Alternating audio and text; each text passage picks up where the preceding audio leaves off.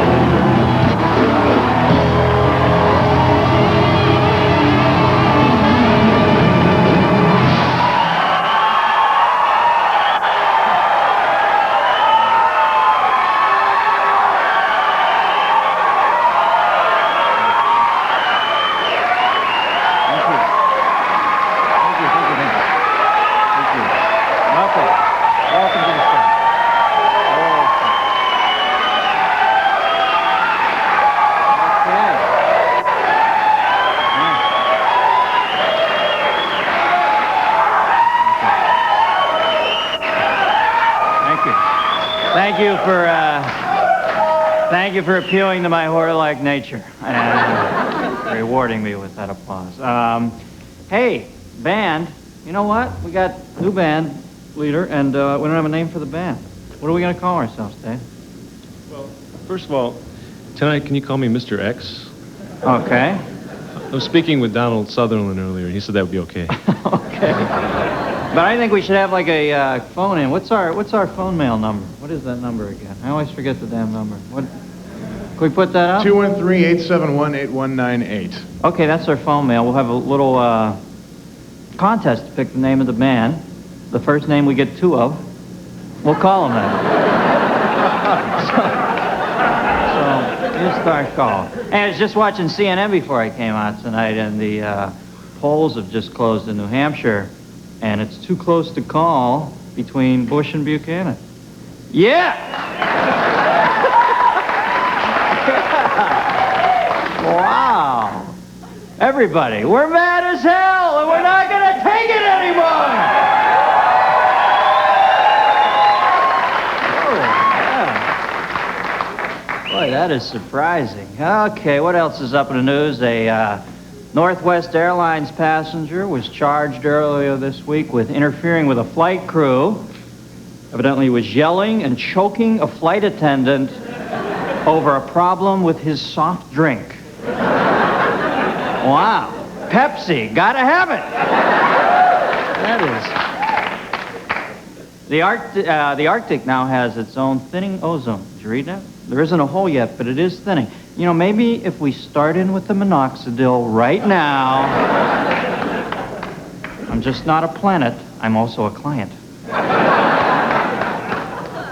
The New Hampshire primaries are tonight, and each candidate is planning a victory party. Clinton will celebrate with his wife. Tsongas will take a swim. Kerry will gather at his headquarters, and Jerry Brown will sleep in his car. So everybody's taking a different approach there. A lot of people who are voting for Pat Buchanan say they are doing so to send a message. Apparently that message is, hey, look at me, I'm an idiot. I'm kind of torn there. I like that they're sending a message to Bush, but God, Buchanan's a scary cat. And in Germany, big news today, 2 Elvis impersonators have sued each other for the title of Germany's top Elvis impersonator. And this is so stupid, because everybody knows I'm Germany's top Elvis impersonator.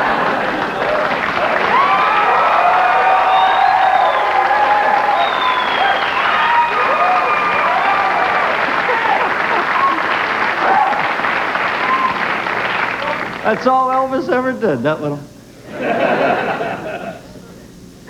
Jeff Dahmer, sentenced to 936 years in prison. And you know, the way the legal system works in this country, you know he'll serve only a fraction of that time. It's just, They caught another man today. Wow. And he escaped and came here. Whoa, what is that? Huh?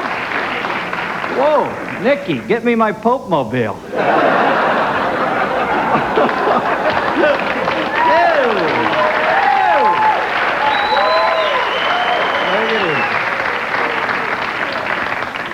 Hey, what in the hell is happening in Milwaukee? First this Dahmer thing, now they have an alderman up there who's threatened to shoot people if he's not elected. And I think Laverne and Shirley's Brewery's putting something in the beer up there, huh? Schlemiel, Schlemazel, Necrophilia Incorporated. Da, da, da, da, da. We're gonna make our dreams come true. Well, the recession's hitting everybody. A new poll shows that Americans are taking home less money than 5 years ago. And a new poll out of Albertville, France shows that Americans are taking home less gold than 4 years ago, huh? You're getting stomped like a narc at a biker rally over there. Japan's new ambassador to the U.S., Takakazu Kariyama, to his friend Lily.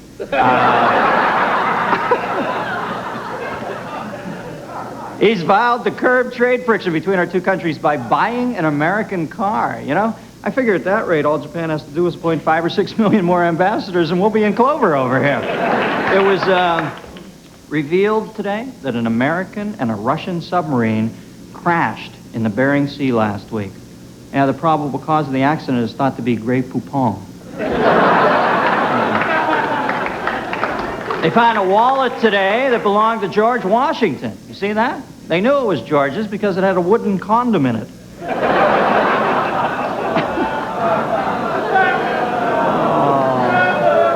Well, you gotta wear them. You gotta wear them. Get the pine. I find it much less restrictive. The walnut, it binds on me. Yoko Ono. Yoko Ono. The hell is that woman's name? Yoko Ono turned 59 today, and she celebrated by breaking up Motley Crue. I think we,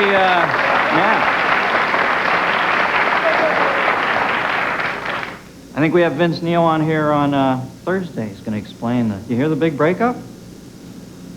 Motley Crue breaking up. But hey, come on. Pull it together. We can go on. Well,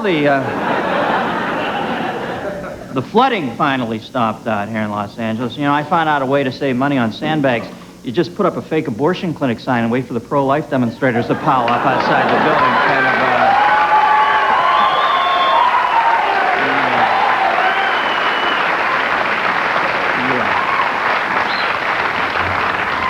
And finally, a nude bungee jumping fundraiser was held over the weekend near Vancouver, British Columbia.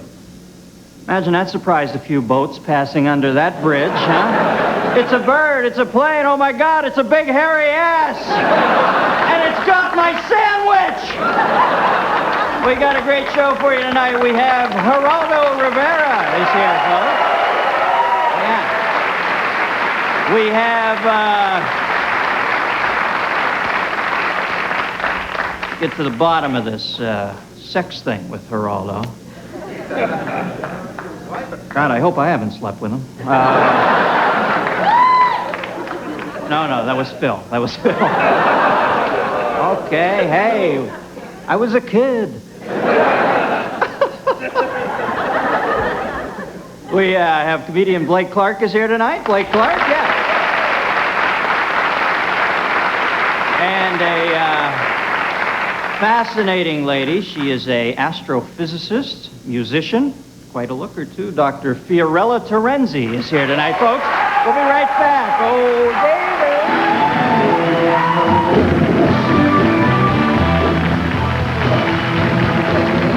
This portion of the Dennis Miller Show is brought to you by Pringles. So fresh once you pop, you can't stop.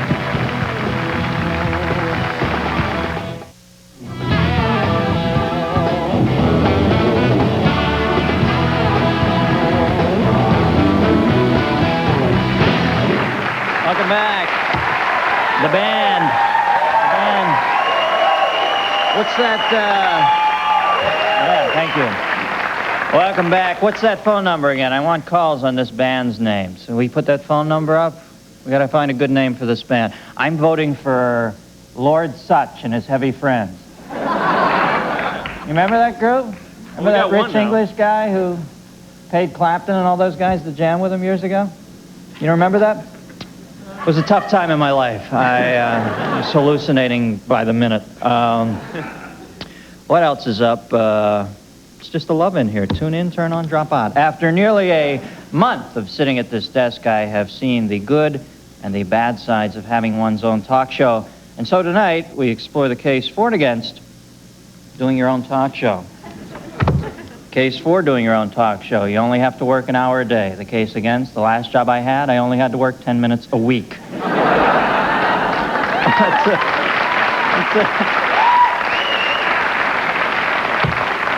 What the hell was I thinking? Every time I turn around, I'm coming out of that damn curtain. I feel like Gypsy Rose Lee.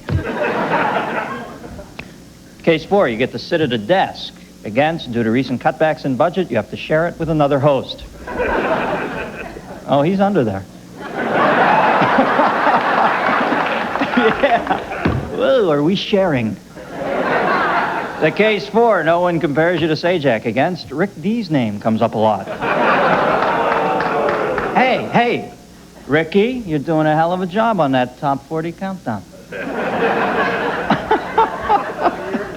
All right. See, truly funny people don't have to get up at 6 o'clock. I'm teasing!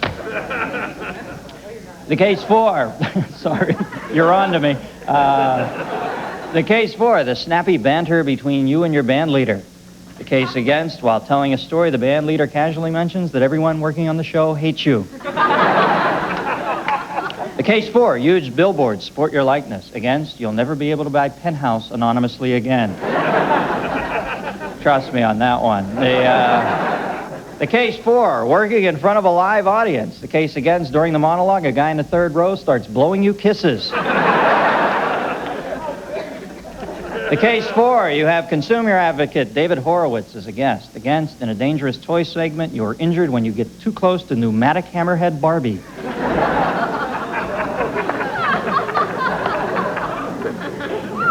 And finally, the case 4, having your own talk show, shaking hands with famous celebrities. The case against, you realize you hate to be touched and spend hours showering to remove the stink of human contact.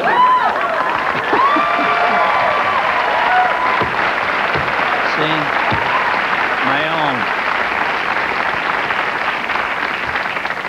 My own applause sign, so I never get hung out to dry out here.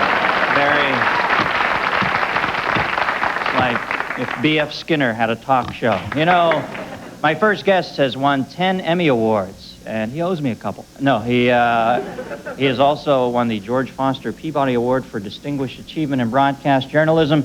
He is the star of 2 syndicated shows now can be told in Geraldo. Please welcome Geraldo Rivera, folks.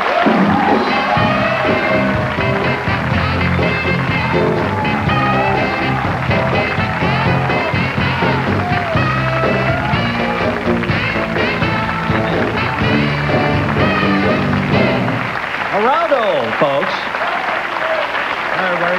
Geraldo, you're looking very conservative for you. You look like a pro golfer. Yeah. What's the, My wife's sweater. Yeah? Got it for her for Valentine's Day. Wanted to get double use out of it. Now, thinking back, in retrospect, you think you should have written this book, man. Seems like it gets in the way of everything concerning you now. Yeah, it does. I wish that I did not write it, in retrospect.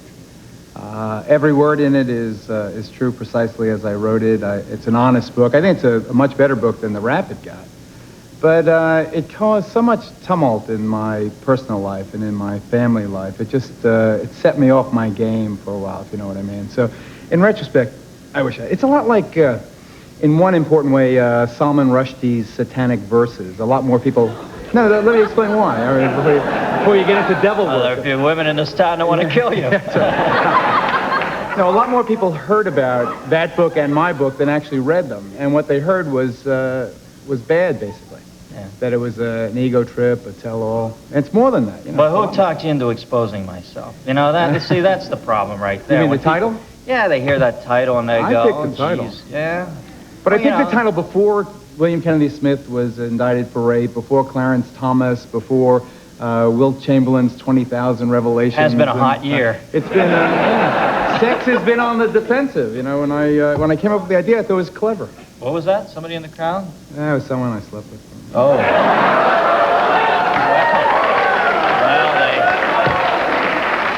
they just woke up and they're angry. They're bungeeing off that nude bridge.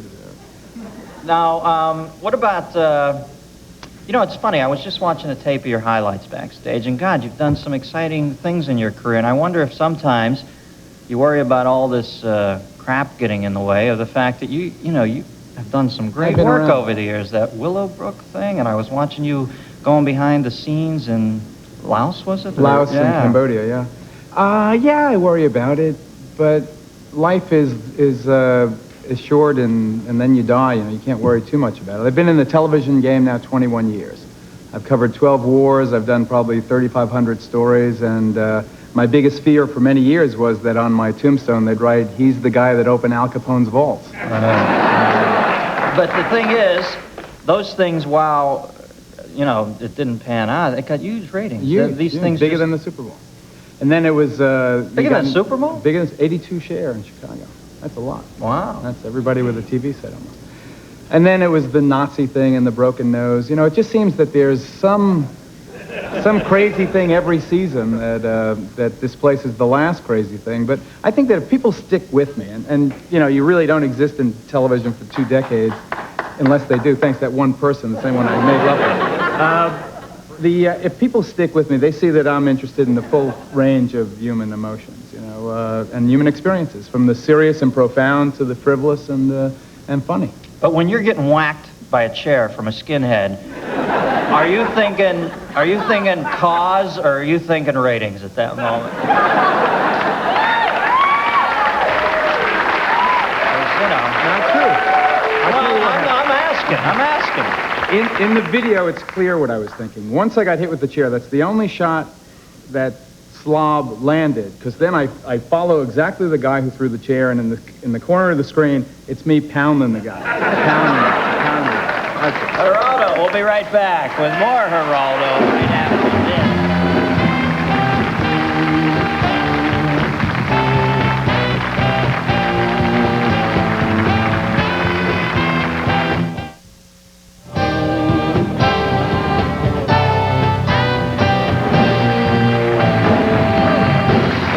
With Geraldo Rivera. How about the champagne music maker? That's exciting. You guys, you like that one? Geraldo says the champagne music makers. No? Been taken? It's been, yeah. What about the Stones? Yeah, sure. Hey, now, I was also, when I was watching your highlight reel, that Willowbrook stuff is amazing. Yeah. What's the background there? This is well, you tell us. Well, 20 years ago, it was the world's largest institution for the mentally retarded. It had been open, so that was 1972. It had been open in 1945, and a camera had never gone inside. 6,500 mentally retarded people being kept under appalling conditions. I mean, I can't even describe them. Were you snuck in, or was this a planned visit? A doctor who was rebelling against the conditions of the residents got me a key. So I got the key and I went in the back door of one of the wards and filmed what was on there, and then had to withstand all the threatened lawsuits if we put it on. We did put it on. And it started a firestorm. You know, I'm a native New Yorker. They talk about New Yorkers being cold and dispassionate and uninvolved. But I tell you, when we put that story on the air, we tapped a tremendous reservoir of compassion and concern, and people said calling the station and writing, and what can we do, how can we get involved? And it started really a grassroots movement that I think it's legitimate to say started a kind of a national and international process of changing the way mentally retarded people are cared for. Yeah. Well, man, for that, you should be proud of what you did. Now, I am very proud. You know, I've made jokes at your expense over the years at SNL. And, I remember when you put my mustache on my forehead. I remember that time I read in a Texas paper, you said you were going to kick I was going to kick your ass, yeah. Well, let me stick my head into that chair. I need ratings, too. This is sweet. Let's go. I'm kidding. But I don't know, man. Your life seems so good. These jokes must be water off your back at some point. You got 2 shows. Your marriage is working. My marriage is wonderful. I love my wife. It's funny, but not a night goes by now that I'm not in someone's monologue. It's a buzzword. I've become part of the pop culture. You know, I passed someplace in the 70s into the pop culture, and I became a punchline. You know, it's an easy way to get a laugh. And well, your name is just the most recognizable. Yeah, it doesn't pay off as well if you say Maury at the end of a joke. But you know, there's that whole segment of TV I was flipping through today before I came on, and it's Sweeps Week, and it's like Freakazoid time on the air. Maury Povich sitting there with 800-pound transvestites, and you know. It's so I guess it's part of the culture now to make fun of stuff like that. But your shows are doing great, right? We're doing the talk show is really resurgent. We're doing terrific. Now it can be told. Yeah, I'm very proud of it. We're doing real investigative reporting. You know, we're not. There are others on the air, and they're recreating everything. They're becoming amateur Hollywood directors, and they're kind of putting together dramatizations, and that's not what we do. We do real hardcore investigative reporting, and it's working out. People are flocking to our tent. They're watching the show. I'm real pleased. Now, when we did a thing together, I worked for the same company as you, Tribune, and we are partners with the same company. Right. And we no longer work for anyone. I'm sick of dancing for the man. But we were down in Baltimore for some affiliates thing, man. Right. You did the coolest thing I've ever seen. You know, we're all like meeting at this restaurant to meet with the affiliates. Very nice group of people. And Geraldo cruises into the wharf on your own boat. That's right. I thought it was the hippest thing I've ever seen. You know, I sailed. They brought me in like a little motorcycle or something, you know. And here comes Captain Blood cruising into the harbor. With a week-long beard, it was great. You came all the way. Yeah, the women loved it. You came up, all these female affiliate ladies. You're standing there like. Horatio Hornblower, and I'm over in the corner like, hi, I'm a little guy, I have my own show, you know. Television school, are you enjoying it? Yeah, I have fun at it. I was a little worried it might infringe on my personal life, because, you know, I got a baby now, and I got my wife. I saw her, I met Allie backstage. Yeah, Holden's here tonight, my little kid. He's a big Geraldo fan. Yeah. But, he laughed at the jokes, too. But your marriage is great now, right? I almost did my show in this very same studio. We were going to be based out here in Los Angeles, and we were going to share the desk. No, that was 6 years ago. Which was the guy underneath. Yeah, right.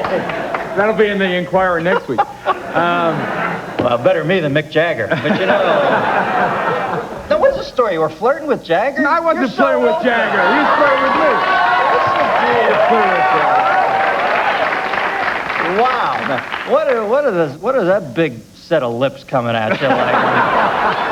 Wow, man, put it away. It's got to be like Jaws 3D, man. All right, Geraldo. Good to see you again, buddy. Guys. All right, Geraldo Rivera, folks. We'll be right back with comedian Blake Clark.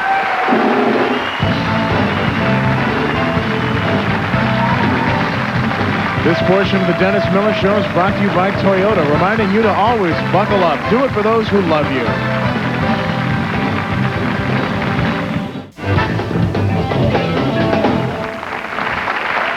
Potassium. Thank you.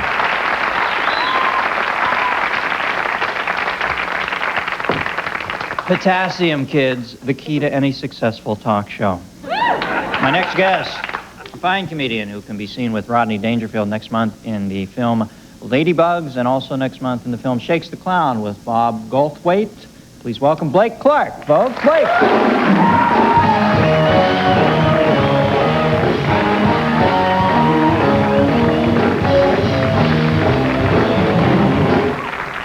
Thank you.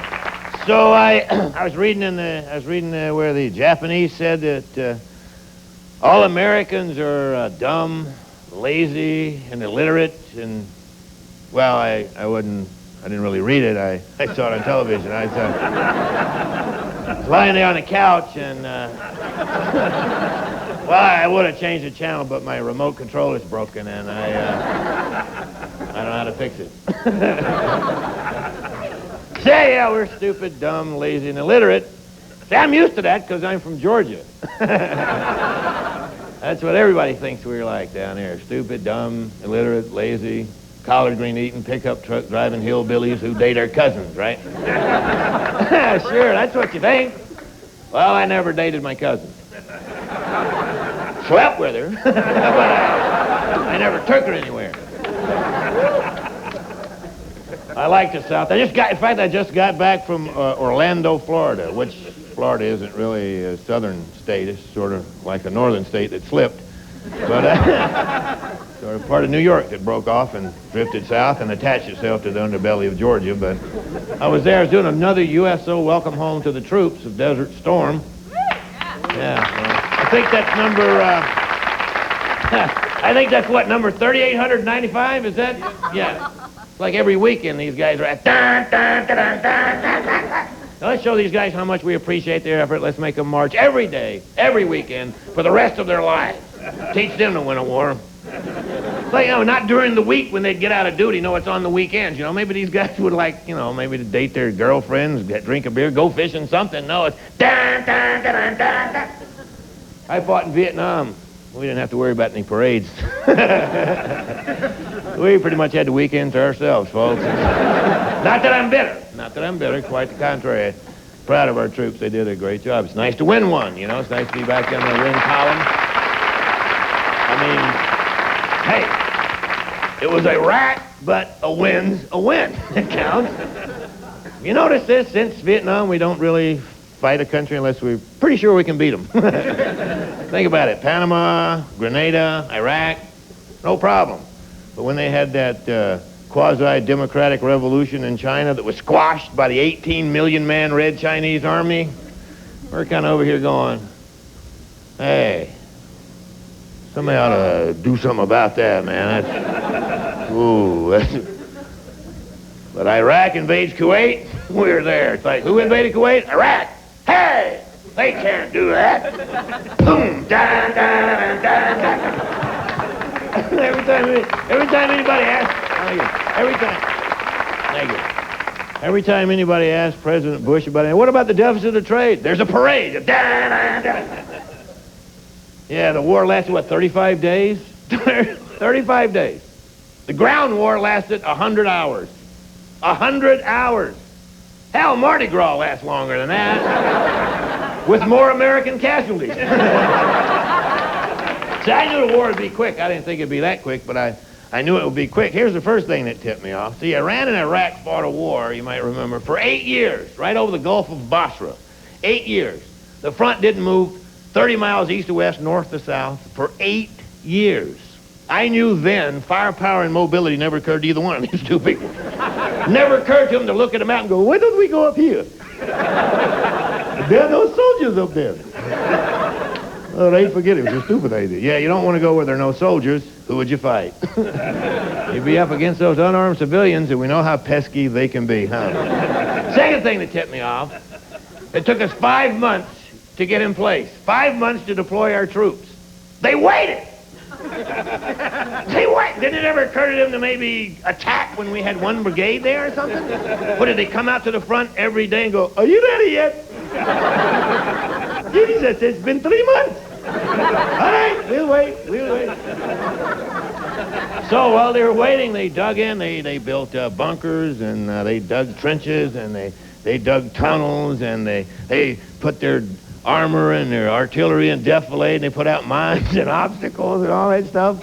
And then when it came time to attack them, we just went around it. Just went around. One day they're out there going, where are the Americans? 5 months we wait. Now where did they go? And we came up behind them. Hey, Abdul, gee! How did you get back there? Well, damn, Abdul, there's a road right here. It was a drive-by invasion. That's what it was. Drive-by invasion. Thank you. That's it for me. Thank you very much. Thank you.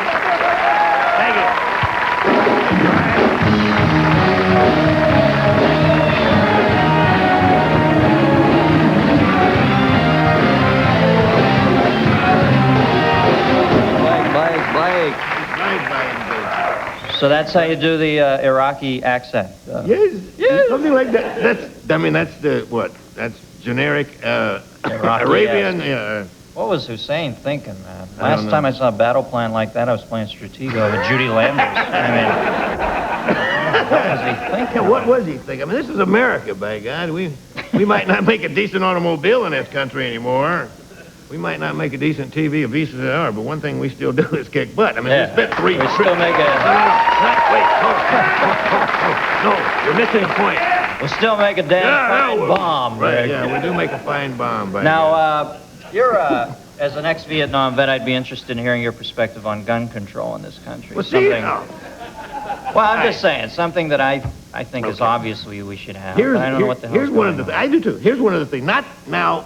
First of all, if you're in the NRA and you can write, don't write a letter, okay? I don't hear from you.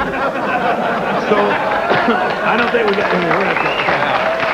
You know, most people that join the NRA join it because they can spell it. But here's the thing. Here's what gets me. Our federal government, your federal government, yours too, Dennis, our federal government feels it necessary to put a warning label on a hairdryer. Permanently attached plastic warning label that says, don't use this under the shower. Now, this is the same federal government that will not enact any sort of gun control legislation. When's the last time someone broke into a cafeteria with a hairdryer and killed 23 people? I mean... I think I saw that on an episode of Alice. Yeah, get in the shower. Get in the shower. But then everybody always argue, well, it's the Second Amendment to the Constitution of the United States, right, to keep and bear arms. Right, but this was written 200 years ago, Right. when there were like 3 million Americans. I don't think our founding fathers had any idea how thin the gene pool was going to be stretched. If they could come back now and see the people walking around armed, I think they'd kind of go, I don't think we need that number 2. Not everybody should have a gun. Not everybody should have hair dryers. And the weaponry was less advanced back then. You're talking about a musket. Right. Fire a musket on Tuesday, by the time you reload it, you don't get to fire it again until Friday. Somebody's not going to go into a cafeteria or a McDonald's with a musket and kill 23 people. At some point, during all the measuring and the poking and the... Get the hell out of there! All right, Blake. Good to see you, buddy. Blake Clark, folks. We'll be right back with Dr. Fiorella Terenzi after this. Blake Clark.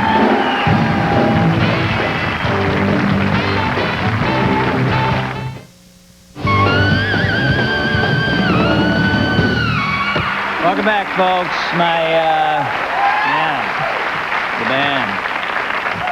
Welcome back. My guests tomorrow include actor Bruce Dern, MTV host Chris Conley. Is tomorrow the Academy Award nominations come out at 6 tomorrow morning? So if you don't have a life, get up and watch. And Russian talk show host Vladimir Posner. Hey, wait, he's out to get me. He wants my job. Crazy Rusky. Okay.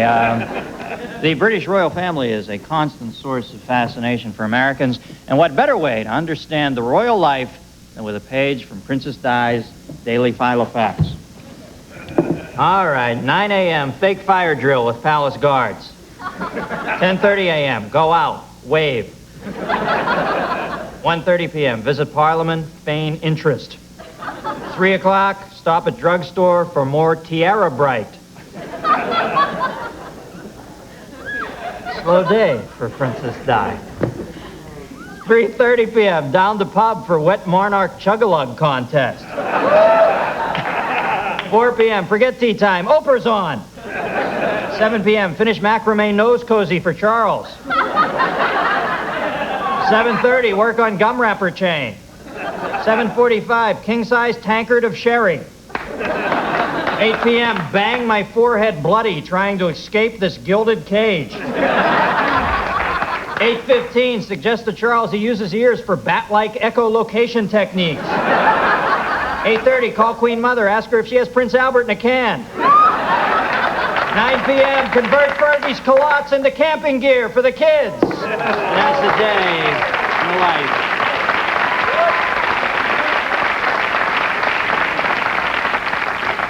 All right. Sorry, Fergie.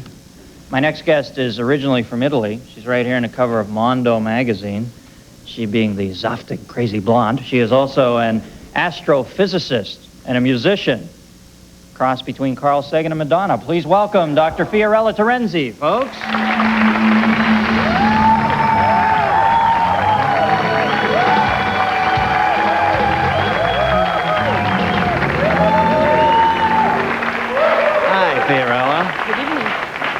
You look beautiful tonight. Oh, thank you. Yeah. Now, interesting combination here, Fiorella. Which came first, the physics or the music? I would say at the same time. Yeah. Because when I was a baby with my grandmother, I was going the country looking the stars. And when I grew up, I chose at the university to study physics with a specialization in astrophysics and radio astronomy. Astrophysics yes, and radio astronomy. And radio astronomy, and also cosmology. And during nighttime, like 9 to 11 p.m. Cosmology isn't like makeup, right? No. No? Cosmology is the study of the universe, Right. how the universe is born, how it's created, and different theory about our evolution. Was that pass-fail? Just seems so. And now you've melded, it's weird, Yes. you've melded these two things. Tell us, this is such a unique project. I don't feel like I'm teasing you, but tell us how you brought music and the heavens together. Okay, well, it was my doctorate in physics, and I was studying a very far away galaxy, 180 million light years away from Earth. Means that almost you can't see this galaxy. It's so far away that it's impossible to capture photos. But you receive a radiation, radio waves, all the time that you collect with big dishes satellite, Right. like the one for television, very big. You store in a computer, and then you apply computer music procedure to listen to the signal of the universe. 180 million light years away. Yeah, pretty far away. So by the time this song comes out, how do you even know the galaxy exists anymore? Well, I mean, this music could be like their funky town. well, sure. I mean, the galaxy... Sorry, funky town.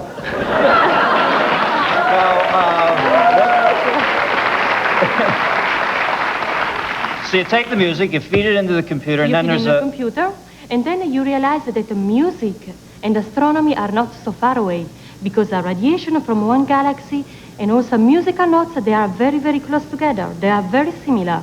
They have both an intensity and a frequency. So why not to listen to the signal from the universe? Why not to listen to the sound of the sphere, to the sound of this galaxy, the celestial object? But you have to program the sound, evidently, through something, right? Because the sound itself is just an impulse that Yes. we wouldn't be able to... It's like dog whistles, right? Yes. Well, the signal... Listen to me. All of a sudden, I'm June Lockhart on Lost in Space. You know, what the hell do I know? But we wouldn't be able to hear it unless you fed it through something, right? No, it's true. The signal, the radiation you have from the universe are electromagnetic. And also the frequency is so high, we are talking about a billion of hertz. And you know that we listen only sound between 20 hertz up to 20,000 hertz. So if I say billion of hertz, these are ultrasonic radiation. So you need to program the computer, and it takes me almost 1 year to use a sound synthesis language, and then you can process this numerical data and listen to the universe.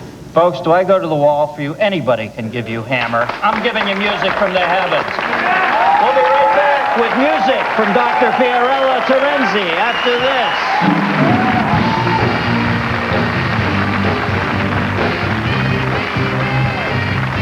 If you're going to be in Los Angeles and would like to attend a taping of the Dennis Miller Show, please drop us a note. Care of the Dennis Miller Show, Post Office Box 8160, Universal City, California 91608, or call us at 818-506-0043.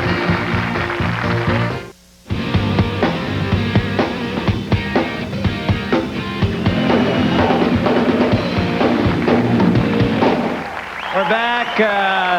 The album is called Music from the Galaxies, and this song doesn't have a particular title, but I believe it is a dance remix that Fiorella did with Jelly Bean Bonitas and Galileo, and we're jamming with the galaxy here, folks. Thank God I only did half a tab. Please welcome Fiorella Terenzi.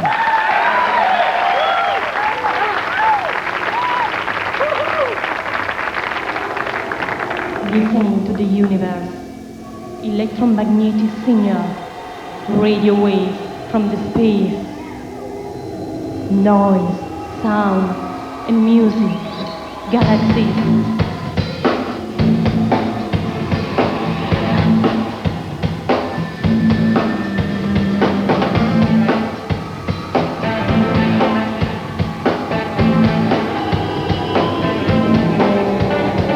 Calling you from the radio galaxy. calling you from the radio galaxy. Music, sound, space, listening to the universe. I don't worry, I don't worry. Radiation, radio wave, calling you from the radio galaxy, UGC 697. Calling you from the radio galaxy, UGC 697.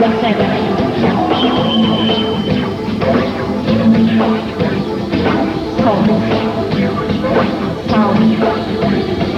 music, electromagnetic waves. Calling you from the radio galaxy, UGC 697. Calling you from the radio galaxy, UGC 697.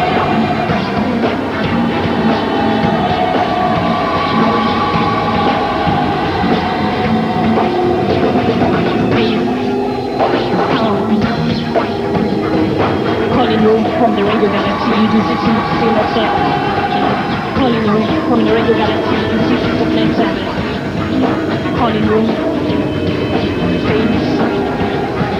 I listen to the sound. Listen to the music.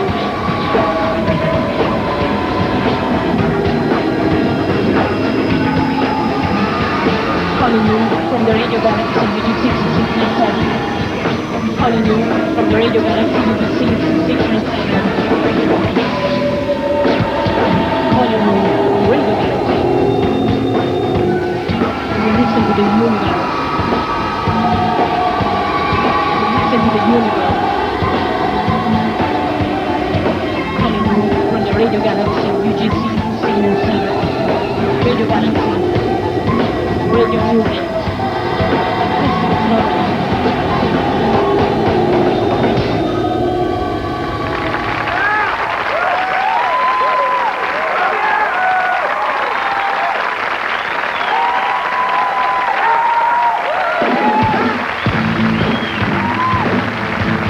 This portion of the Dennis Miller Show is brought to you by Mars. Mars, making life a little sweeter.